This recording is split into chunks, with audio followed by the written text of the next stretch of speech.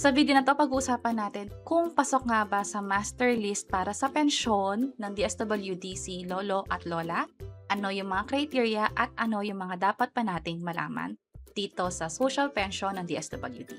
By the way, kung first time mo sa channel natin at gusto mo pa ng mga online tutorial videos katulad nito, please click the subscribe button.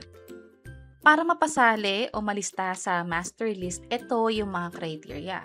Obviously, senior citizen, 60 years old pataas, may sakit or may disability, at walang nakukuhang anumang pensyon. Wala ring permanenteng pinagkukunan ng kita o suporta mula sa pamilya. Itong criteria na to ay ayon na rin sa batas na nakalagay dito sa bandang baba. Ngayon, pag-usapan natin saan makikita ang master list. Wala ito sa online o wala ito sa Facebook. Ito ay nakapaskil sa barangay hall. Kung walang nakapaskil o nakadisplay, magtanong sa barangay o sa mga kagawad kung saan makikita yung listahan. Also, pwede ring nakapost yan sa OSCA office ninyo o sa barangay hall nga.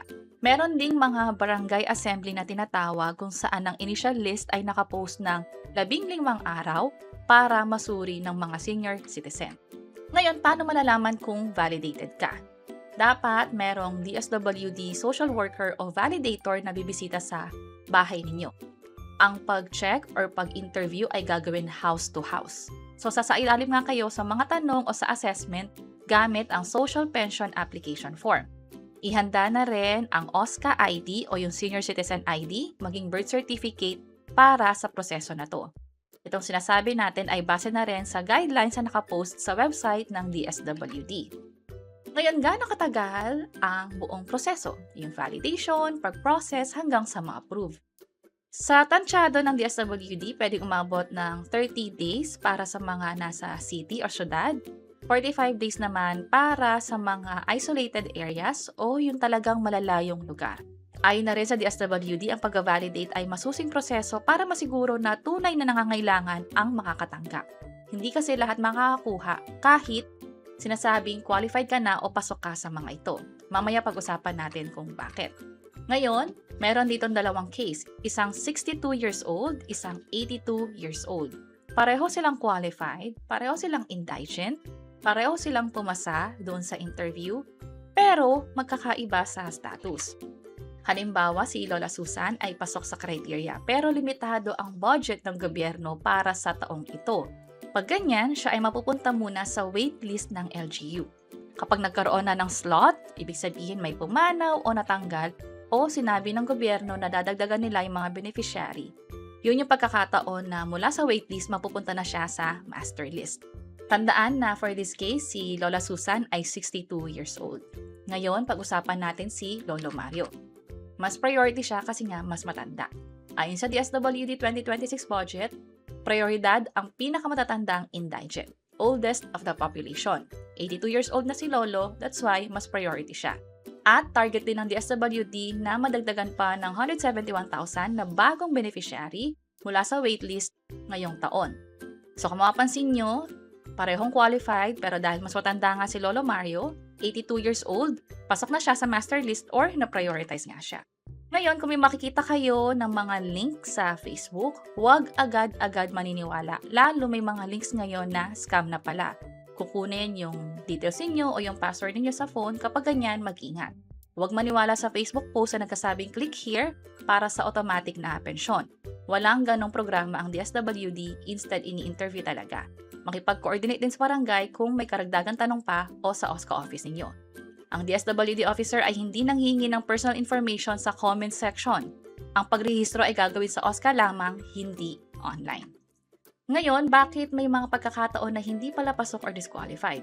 Ang social pension ay para lamang sa walang ibang pensyon. Kapag nakapasa ka pero later on natuklasan na meron ka na palang SSS or GSIS or kahit ibang pensyon, madidelist ka o matatanggal sa listahan. Kung gumanda rin ang pamumuhay mo, ibig sabihin nagkaroon ng financial support mula sa kapamilya, mula sa mga taong sa abroad na pinapadalan ka ng pera, pwede ring matanggal sa listahan. Ito ay mag-undergo ng validation ng DSWD bago nga ma-confirm at tuluyang madelist mula sa master list. May pagkakataon din na biglang pumanaw yung pensionado or pensioner. Ano yung pinakamangyayari? Pwede bang makuha ng pamilyang naiwan yung pensyon? Pwedeng-pwede, maaaring i-claim ng authorized representative ang pensyon para sa huling semester na nabubuhay ang beneficiary. Pero pagkatapos nun, mawawala na siya sa listahan, ibibigay na sa ibang mga indigent senior citizen na nasa waitlist nga yung slot nung namatay. Ang requirement para dito, kailangan may death certificate at ID ng representative na din. Ngayon, paano ang payout? Kadalasan cash payout sa local government o sa lugar ninyo. Pwede rin cash card or e-wallet. Possible may tanong kayo na bakit parang walang e-wallet or cash card. Unti-unti kasi ang paglipat, hindi pa agad nasasagawa sa ngayon lahat ng proseso o yung pag-roll out mula sa cash papuntang cash card or e-wallet online transfer. So kapag ganyan, hintayin lang ang update mula sa barangay or sa OSCA kapag pwede na siyang makuha sa cash card nga or e-wallet nang hindi na kailangan pumila o pumunta sa barangay or sa OSCA. Tandaan din na ang allowance or pensyon ay 1,000 pesos per month unless baguhin ng gobyerno at ibinibigay nga ito kada 6 na buwan or kada semester unless baguhin din ng gobyerno. So yun yung mga detalye para sa social pension for indigent senior citizen.